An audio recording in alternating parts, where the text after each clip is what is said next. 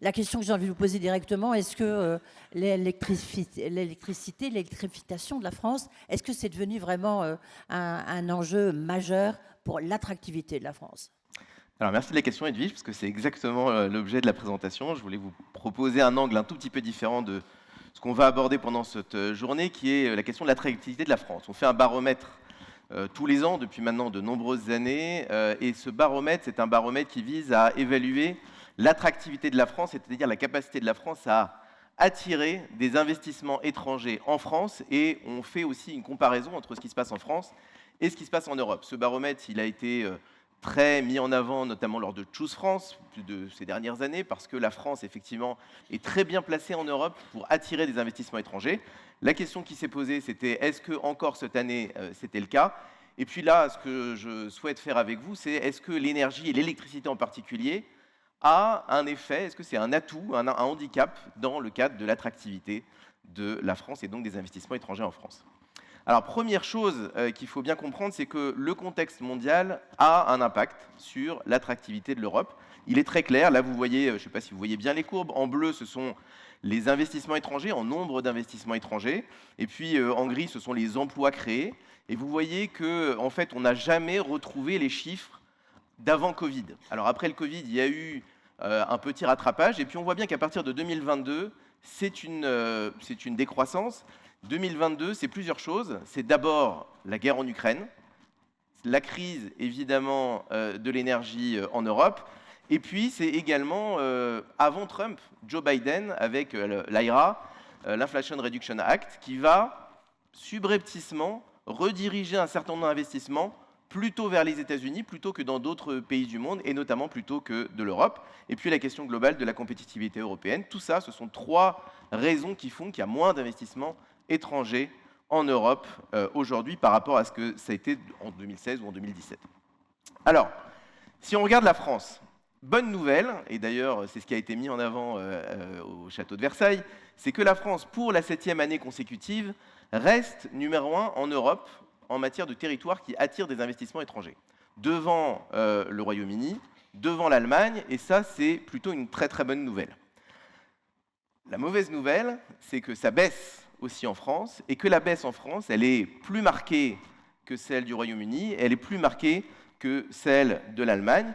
On reste numéro 1, mais l'attractivité de la France s'érode. Alors la question, c'est l'énergie. Est-ce que c'est un atout, est-ce que c'est un handicap? On a posé la question à 200 décideurs internationaux, et on leur a dit, voilà, vous avez la possibilité d'investir dans tous les pays du monde. Si je vous dis la France, c'est quoi pour vous les grands atouts de la France et c'est quoi pour vous les handicaps de la France? Et alors, ce qui arrive en numéro 1, c'est ce que disait un peu Roland Lescure tout à l'heure quand il parlait à des banquiers américains, il dit l'énergie verte, l'électricité verte, l'électricité décarbonée qu'il y a en France, notamment grâce au nucléaire, notamment grâce aux renouvelables, c'est un avantage qui est extrêmement bien perçu par les investisseurs internationaux. Numéro 1, 79%.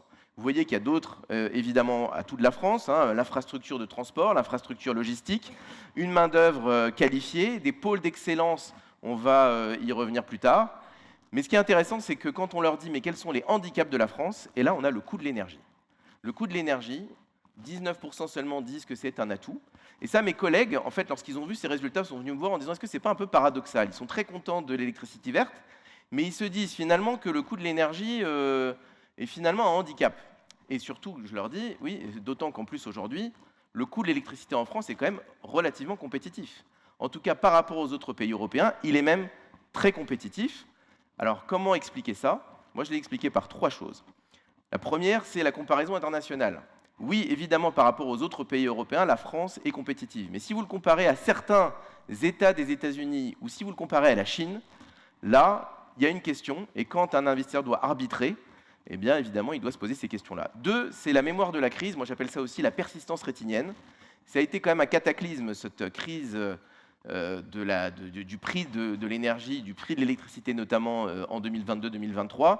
Et donc, il y a une forme de fébrilité des investisseurs. Ils se demandent est-ce que ces prix-là ne vont pas un jour être encore extrêmement volatiles. C'est le troisième point. C'est la question de la visibilité de long terme. On en a beaucoup parlé tout à l'heure. Il faut que les prix, on ait une capacité de visibilité de très long terme. Alors, maintenant, l'énergie, c'est aussi un domaine d'investissement.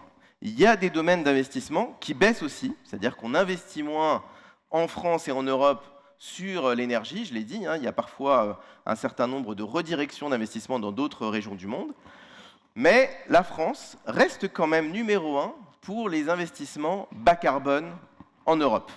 Là, vous avez le nombre de projets d'investissement étrangers qui soutiennent la transition bas carbone en 2025, 22 en France, 15 au Royaume-Uni, 12 en Allemagne, 9 en Espagne, 7 aux Pays-Bas. Il y a un avantage de la France. La France est considérée comme un territoire d'investissement bas carbone. Et cette transition bas carbone, elle se joue dans une compétition pan-européenne. Donc, vous voyez à droite ici ce qu'on vient de voir, c'est-à-dire la France numéro 1 en termes de pays de destination des projets. Ce qui est intéressant également, c'est que la France est très bien placée quand il s'agit de pays d'origine des investisseurs. La France investit. Lorsque Framatome investit par exemple en Allemagne dans une usine, une nouvelle usine, c'est considéré comme un investissement étranger en Allemagne et c'est la France qui en est à l'origine. Donc la France est un grand pays de la transition bas carbone, à la fois comme pays de destination des projets et à la fois comme pays d'origine. Un point important, la Chine. La Chine, c'est le premier pays investisseur dans la transition bas carbone en Europe. On n'a pas beaucoup encore parlé de la Chine. Christian peut-être qui n'est pas là, mais demain ou l'année prochaine, je suis assez convaincu que cette question de la Chine ne pourra pas ne plus être abordée. On ne peut plus avoir un déni de cette question chinoise. On en a parlé un petit peu sur les voitures électriques. On va en parler beaucoup sur la question des investissements chinois en France et en Europe. Alors, 3 projets peut-être qui illustrent l'attractivité française bas carbone. Siemens Gamesa, donc, qui tout à l'heure a été évoqué par Catherine MacGregor, une extension de l'usine de fabrication de pales qui permettent de faire des pales de 115 mètres. Pourquoi? Parce que les investisseurs considèrent qu'il y a un marché demain sur l'éolien offshore assez important en France qui mérite qu'on puisse installer en fait ces usines d'éolien, ces usines de pales d'éoliennes, et qui, malgré tout, pourront ensuite être exportées malgré tout dans d'autres pays. Ça a été le cas, par exemple, au Danemark. De Nucléo. Donc, Nucléo, vous le savez, c'est une entreprise qui vise à créer un SMR, un nouveau modèle de réacteur nucléaire, petit réacteur nucléaire, et donc a investi, en tout cas a annoncé l'investissement d'une grande usine de construction, enfin de fabrication de combustible de type MOX, qui devrait servir ensuite, évidemment, à alimenter leur petit réacteur nucléaire. Ça, c'est dans le Nogentais. Pourquoi? Eh bien, évidemment, parce qu'on a en France une très, très grande expertise dans le domaine nucléaire qui fait que les investisseurs dans le domaine nucléaire se reposent sur la France. Et puis 3, une boîte peut-être un peu moins connue qui s'appelle Bioessol, qui est une entreprise mexicaine qui propose des solutions de gestion intelligente de l'énergie avec des batteries, des logiciels pilotés par l'IA. Mais ce qui est très intéressant, c'est qu'ils ont choisi de s'installer en France pour en faire leur hub européen, mais surtout, ils l'ont fait à Grenoble, en tout cas dans l'Isère. Pourquoi? Parce que l'Isère est un grand centre scientifique. On le sait dans l'association Think Smart Grid que préside Émilie Piette. Grenoble, il y a une expertise très très forte scientifiquement sur la gestion intelligente de l'énergie, et c'est la raison pour laquelle Bioessol a choisi d'installer son nouvel hub européen en Isère autour de Grenoble. Voilà. Alors le point, c'est le coût. On l'a vu tout à l'heure, qui est déjà un risque concret pour les projets industriels, puisque 37% des personnes qu'on a interrogées, qui sont des dirigeants internationaux, je le rappelle, ont annulé, reporté ou réduit un projet industriel en Europe en raison du coût élevé de l'énergie ou des incertitudes sur son évolution. Alors aujourd'hui, on le sait, on arrive à avoir des coûts de l'électricité extrêmement intéressants. La question, c'est est-ce qu'on fait suffisamment de pédagogie là-dessus pour convaincre les investisseurs que c'est véritablement le cas? Et puis, je vais faire peut-être une transition par rapport à la table ronde politique que vous attendez tous. On leur a aussi posé la question, qu'est-ce que vous attendez des acteurs publics? Et comment est-ce que vous percevez leur vision par rapport à l'électricité? Point important, 62% des personnes interrogées disent qu'ils sous-estiment complètement le risque des prix élevés de l'électricité. Sous-estiment le risque sur les capacités d'investissement, sur toute la capacité à être compétitif. Et ça, c'est un point sur lequel il va falloir évidemment qu'on pose la question à nos amis acteurs publics pour qu'ils puissent répondre à cette question. Merci beaucoup, Jérémy Haddad. Comme ça, vous faites la transition tout trouvée. Merci beaucoup, on a compris, c'est un enjeu très, très important. La table ronde politique, effectivement, c'est un rendez-vous qu'on attend pour essayer de comprendre un peu quelles sont les positions des uns et des autres pour cette campagne présidentielle. Merci beaucoup. Je vous laisse. Merci beaucoup.